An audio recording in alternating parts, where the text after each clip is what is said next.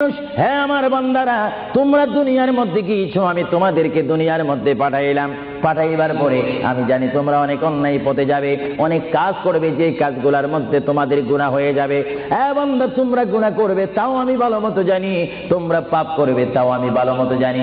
বান্দারে, পাপ করার পরে, গুনাহ করার পরে একাই কি মসজিদের মধ্যে তোমরা কেঁদেছো, রব্বানা যালামনা, বলেন রব্বানা যালামনা আনফুসানা ওয়া ইল্লাম তাগফির লানা ওয়া তুরহামনা লানাকুনান্না মিনাল খাসিরিন বলে বলে মসজিদে কেঁদেছো, আসরের নামাজ পড়ে কেঁদেছো, যোহরের নামাজ পড়ে কেঁদেছো, মাগরিবের পড়ে কেঁদেছো, এশার নামাজ পড়ে কেঁদেছো। বান্দা, নামাজের মুসল্লা যখন বসে যাও, আমি আল্লাহকে তোমরা বারবার বলো, আল্লাহ আমার গুনাহ মাফ করে দাও। তারপরও আমি তোমাদের গুনাহ মাফ করে নিই। তারপরও তোমরা নিশি রাত্রে, মানুষ যখন ঘুমে যায়, তোমার বিবি যখন ঘুম যায়, তোমার ছেলে যখন ঘুম যায়, তুমি নিশি রাত্রে ঠান্ডা পানি দিয়ে ওযু বানিয়ে নামাজের মুসল্লায় বসে তুমি আবার যখন ডাক দাও, রব্বুল আলামিন, পৃথিবীর কোনো মানুষ আমার গুনাহ সম্পর্কে জানে না, তুমি আমার গুনাহ সম্পর্কে জানো। আমি এমন গুনাহ করেছি আমার বিবি জানে না, বিবি গুনাহ করেছে আমি জানি না। আল্লাহ, তুমি সব কিচ্ছু জানো। হে আমার প্রভু, তুমি আমাকে মাফ করে দাও। আমার আল্লাহ বলে, তারপরও যদি তোমাদেরকে আমি মাফ না করি, তারপরও বান্দা, তোমরা আমার রহমতের দরজা থেকে ফিরে যাইও না। আমি তোমাদেরকে হুকুম দিচ্ছি, ওয়ালাউ আন্নাহুম ইয যালামু আনফুসাহুম জাউকা, বান্দারে, যদি গুনাহ করে ফেলো, আমার রহমত থেকে মুখ ফিরিয়ে তুমি চলে যাইও না। বান্দা, আকাশ পরিমাণ যদি গুনাহ করো, পাতাল পরিমাণ যদি গুনাহ করো, সাগরের পানি পরিমাণ যদি গুনাহ করো, পাহাড় তুলনায় যদি তুমি গুনাহ করো, আমার দরবার থেকে তুমি নিরাশ হইও না। বান্দা, আমি তোমাকে একটি রাস্তা পাঠাই দিচ্ছি, একটি পথ তোমাকে আমি দেখাই দিচ্ছি। সেই পথটি কোন পথ তোমরা জানো? ওয়ালাউ আন্নাহুম ইয যালামু আনফুসাহুম জাউকা, বান্দারে, যখন তোমরা বরবাদ হয়ে যাবে, তখন তোমাদেরকে একটা পথ আমি তোমাদেরকে দেখাই দিলাম। সেই পথটির নাম হচ্ছে আমার রাসূলের মদিনা। জুড়ে বলেন সুবহানাল্লাহ। বান্দা, আমার নবীর দরবারে গিয়ে কেঁদে কেঁদে তোমরা বলো, ইয়া রাসূলুল্লাহ, ইয়া হাবিবাল্লাহ, আয়া কা ইয়া রাসূলুল্লাহ। আল্লাহ কোরআনে বলেছে, ওয়ালাউ আন্নাহুম ইয যালামু আনফুসাহুম জাউকা ফাস্তাগফিরুল্লাহ ওয়াস্তাগফার লাহুমুর রাসূল। আল্লাহ বলেছে, হে বান্দা, তোমরা ডানে না গিয়ে, বামে না গিয়ে, পিছে না গিয়ে, তোমরা সরাসরি আমার নবীর কদমে চলে যাও। আমার নবীর কদমে গিয়ে আমি আল্লাহর দরবারে তোমরা তওবা করো। তওবা করতে করতে তোমাদের চোখের পানি যখন বাইর হয়ে যাবে, আর ওই মুহূর্তে যদি আমার বন্ধু যদি তোমাদের জন্য আমার দরবারে সুপারিশ করে, আমি আল্লাহ তোমাদেরকে ওয়াদা দিয়ে দিলাম, গ্যারান্টি দিয়ে দিলাম, আমার রাসূল যদি তোমাদের জন্য আমার দরবারে সুপারিশ করে, সঙ্গে সঙ্গে বান্দা, তোমার অতীতের জীবনের কবিরা সগীরা গুনাহ মাফ করে দেব। জোরে বলেন সুবহানাল্লাহ। আরো জোরে বলেন। আমার আপনার গুনাহ মাফ করার জন্য রাসূলুল্লাহর দরবারে যাওয়ার দরকার আছে কিনা? চিৎকার জীবন আছে কিনা? এটা কোরআনের অপব্যাখ্যা নয়, কোরআন শরীফের আয়াত। ওয়ালাউ আন্নাহুম ইয যালামু আনফুসাহুম জাউকা, যারা তাফসীরি পড়েছেন, তাফসীর জালালাইন পড়েছেন, টাইটেল পড়েছেন, বুখারী পড়েছেন, মুসলিম পড়েছেন, ইবনে মাজাহ পড়েছেন, সিয়াসিত্তা পড়েছেন, হাদিস পড়েছেন, ইজমা পড়েছেন, কিয়াস মেনেছেন, উসুল মেনেছেন, বালাগাত মেনেছেন, মুনতিক মেনেছেন, শরীয়ত বুঝেছেন, তরিকত বুঝেছেন, হাকিকত বুঝেছেন, ইলমে লুদুনি পেয়েছেন, ইলমে তাসাউফ মেনেছেন, তারা অবশ্যই স্বীকার করবে মানুষের একমাত্র মুক্তির স্থান, পরিত্রাণের স্থান, আসলের স্থান, নাজাতের স্থান, আল্লাহ পাওয়ার স্থান মুহাম্মদুর রাসূলুল্লাহ কদম মুবারক। চিৎকার দিয়ে বলেন সুবহানাল্লাহ।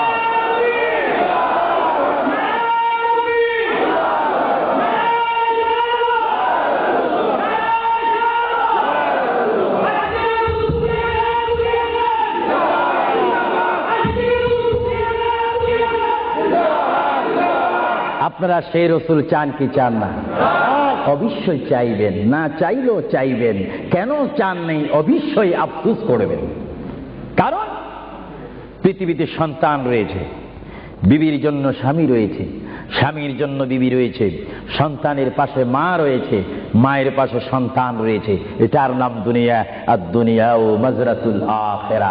কিন্তু কিন্তু এই দুনিয়া যেই দিন জীবনের সমাপ্তি বিদায় ঘণ্টা বেজে যাবে, সেই দিন সন্তান ইচ্ছা করে মায়ের পা ছেড়ে দিবে, পিতা তার মায়ের সামনে থেকে চলে যাবে, এমনি ভাবে সবাই বিচ্ছিন্ন হয়ে যাবে, সব চলে যাবে, একমাত্র সাথী হবে, আপন হবে, বন্ধু হবে, কবরের সঙ্গী হবে। সবাই বলেন মুহাম্মাদুর, আরো জোরে বলেন না মুহাম্মাদুর। আপনারা সেই রসুল চান কি চান না? সেই রসুলের চরিত্রের মধ্যে উম্মতে রক্ষা পাওয়ার গ্যারান্টি আছে কিনা? একটু দরুদ শরীফ পড়েন, আল্লাহুম্মা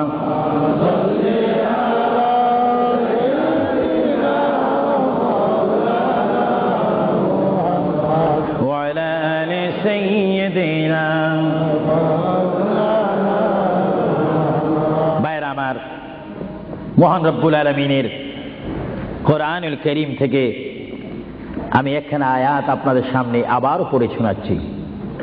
আমরা যারা এখানে উপস্থিত রয়েছি, আমাদের সকলের জীবনের সাথে সঙ্গে সঙ্গে রয়েছে মওত। জোরে বলুন কি? মরণ। মরণ মানে নড়াচড়া নাই, কথা নাই, শক্তি দেখাইবার ক্ষমতা নাই, চিৎকার দেওয়ার কোনো আওয়াজ নাই। এটার নাম কি? মওত। আমার আপনার এই বডি থেকে, দেহ থেকে, শরীর থেকে, জিসিম থেকে প্রাণ পাখি চলে যাবে, রূহ। সেই রূহ যখন আমাদের সামনে থেকে, ভিতর থেকে চলে যাবে, তখনই আমাদেরকে ঘোষণা করা হবে মরহুম। স্পিকার যখন ছিলাম, স্টেজ আসন গ্রহণ করে আন্তর্জাতিক বক্তা আবু সুফিয়ান আল কাদেরী বক্তব্য দিচ্ছে, আর যখনই আমার নিঃশ্বাসটা চলে যাবে, সেই দিন আন্তর্জাতিক শব্দ আর ব্যবহার হবে না। সেই দিন সবাই আমাকে বলবে, ইসলামিক আহলে সুন্নাহ ইসলামিক ফাউন্ডেশনের সকল সদস্যরা, সকল ইমানি ভাইয়েরা, সুন্নি মুসলমান ভাইয়েরা, তাওহীদ ও রিসালাত বিশ্বাসী ভাইয়েরা, সেই দিন আমাকে অবশ্যই ঘোষণা দিবেন মরহুম। জোরে বলেন কি? কিছুক্ষণ আগে আমি ছিলাম সাহেব, কিছুক্ষণ আগে ছিলাম আমি মাওলানা, কিছুক্ষণ আগে ছিলাম আল্লামা, কিছুক্ষণ আগে ছিলাম বিশ্বনন্দিত, কিছুক্ষণ আগে ছিলাম বিশ্ব মুফাসসির, আর এখন হয়ে গেলাম কি? মরহুম। অর্থাৎ এখন কি নাই? জীবন নাই, রূহ নাই, প্রাণ নাই। জোরে বলেন কি নাই? আমাদের সকলের বর্তমান এই মুহূর্তে আমার মা বোন বলেন, আমার ছোট ভাইয়েরা বলেন, বাবারা বলেন, আমার জ্ঞানী গুণী ভাইয়েরা বলেন, আমাদের মধ্যে প্রাণ আছে কিনা? এই প্রাণটা কি আপনার হুকুমের মধ্যে নাকি? আপনি জানেন চেয়ারে বসেছেন, আপনি জানেন যে এই মুহূর্তের মধ্যে আপনি কয়েকবার মৃত্যুবরণ করতেছেন। একটি নিঃশ্বাস যদি চলে যায়, বাইর হয়ে যায়, আরেকটি নিঃশ্বাস নেওয়ার ক্ষমতা নেই। যে তুই নিঃশ্বাস প্রতি মুহূর্তে, প্রতি সেকেন্ডে যিনি আমাদের মধ্যে নিঃশ্বাস দিচ্ছেন এবং বাহির হচ্ছে, আসতেছে এবং যাচ্ছে, এই নিঃশ্বাস হুকুম মানতেছে কার? আরো জোরে বলুন কার?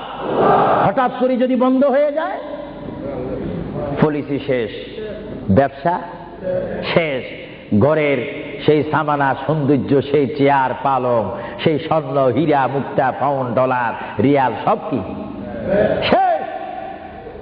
এসেছেন আপনি, এখান থেকে আপনার বেডে আর যদি মৃত্যু হন, আর ঘরে আপনাকে ঢুকাবে না। 2,000 পাউন্ড দিয়ে ঘর খরিদ করেছেন, সেই ঘরে আপনার স্থান নেই। আপনাকে মরহুম বলে, মৃত্যু বলে আপনাকে ঘোষণা দেওয়া হবে, এই ঘরে তার স্থান নাই। তার এমন একটি স্থান যেখানে পৃথিবীর আলো নাই, বাতাস নেই, চেরাক নাই, লাইট নেই, সাথী নেই, সঙ্গী নেই, পাড়া পড়শি নেই, সমাজের কেহ নেই, রাষ্ট্রের কেহ নেই, বন্ধুত্ব কেহ নেই। এমন একটি জায়গায় তাকে পৌঁছে দেওয়া হোক, যেই জায়গার নাম বলা হয় আলমে বারজুখ। ওই যোগের প্রথম গাঠির নাম 3.5 হাত গড় হবে, সেই গড়টির নাম হবে কবর। চিৎকার দিয়ে বলুন সুবহানাল্লাহ। আরো জোরে বলুন না সুবহানাল্লাহ। সেই কবরে আমাদের যাওয়ার প্রোগ্রাম আছে কিনা? এই জন্য আমার বিষয় হচ্ছে কবর ও হাসর। কবর কি? কবরে আপনাকে যেতে হবে। সেই কবর কি? যার ডানা হবে মাটি, বামে মাটি, পিছে মাটি, সামনে মাটি, উপরে মাটি, চতুর্দিক ষষ্ঠ দিক আপনার মাটি থাকবে। সেই জায়গার নাম হবে কবর। আল্লাহ রাব্বুল আলামিন এই জন্য কোরআন শরীফের মধ্যে বলেন, পৃথিবীর মানুষ, যেমনি ভাবে আমি তোমাদেরকে পাঠাইলাম আমার ইবাদত করার জন্য, তেমনি ভাবে আমি তোমাদেরকে কোরআনুল কারীমে আবার হুকুম দিলাম। আমার ভাইরা বলুন, বিসমিল্লাহির রাহমানির রাহিম, ওয়ালা তামুতুন্না ইল্লা ওয়া আনতুম মুসলিমুন। জোরে বলেন সুবহানাল্লাহ। আমার আল্লাহ বলেন, আমার বান্দার মধ্যে নারী হোক আর পুরুষ হোক, পুরুষ হোক আর মহিলা হোক, উভয় জায়গা থেকে আমি বললাম, তোমরা ততক্ষণ পর্যন্ত মৃত্যু বরণ করো না, ততক্ষণ পর্যন্ত তোমরা মরো না, যতক্ষণ পর্যন্ত তোমরা নিজকে নিজে মুসলমান প্রতিষ্ঠিত করতে না পারবে, যতক্ষণ পর্যন্ত তোমরা মুসলমান না হবে, ততক্ষণ পর্যন্ত তোমরা মরো না। মুসলমান কাকে বলে? যারা 5 ওয়াক্ত নামাজ পড়ে। মুসলমান কাকে বলে? যারা 30টি রমজানের রোজা রাখে। মুসলমান কাকে বলে? যারা 30টি তারাবির নামাজ আদায় করে। মুসলমান কাকে বলে? যারা সবে কদর মানে, সবে বরাত মানে, সবে মেরাজ মানে। মুসলমান কাকে বলে? যারা মক্কায় গিয়ে হজ করে। মুসলমান কাকে বলে? যারা মদিনাতুল মুনাওয়ারা গিয়ে রাসূলুল্লাহর জিয়ারত করে। মুসলমান কাকে বলে? যারা কোরআন শরীফ তেলাওয়াত করে। মুসলমান কাকে বলে? যারা বড়কে শ্রদ্ধা করে, যারা ছোটকে আদর করে। মুসলমান কাকে বলে? যারা মায়ের খেদমত পালন করে, বাবাকে শ্রদ্ধা করে, মা বাবার হক পালন করে। মুসলমান কাকে বলে? যারা আল্লাহ এবং তার প্রিয় নবীকে মানার মতো মানতে পেরেছে, তাদেরকে মুসলমান বলা হয়। জোরে বলেন সুবহানাল্লাহ। আরো জোরে বলেন সুবহানাল্লাহ। আমরা শুধু নামে মুসলমান থাকতে চাই না কাজে মুসলমান হতে চাই? আমরা কি নাম চাই না কাজ চাই? আরো জোরে বলেন, কি চাই? আমরা কি দরজার বাহিরে ভাত ভাত করতে চাই না ভাত খেতে চাই? কেউ যদি বিবিকে ডাক দে, ভাত, আপনি কোথায়? দরজার বাহিরে। কিয়ামত পর্যন্ত ভাত যাবে না। বাতের অবস্থা আসতে হবে। নামে মুসলমান নয়, কাজে মুসলমান হওয়া উচিত। আল্লাহ বলেন, বান্দা শুধু তোমরা মুসলমান না হই তোমরা মরো না, মিথ্যা কথা বলো না, পরের হক নষ্ট করো না, আমার রসুলের শানে তোমরা বেয়াদবি করো না। আমার রসুলকে যারা ভালোবাসে তারা হচ্ছে ইমানদার। জোরে বলেন সুবহানাল্লাহ। ভাইরা আমার, আমরা যখন বিমারে পড়ি, আমরা মধু খাই। জোরে বলেন, কি খাই?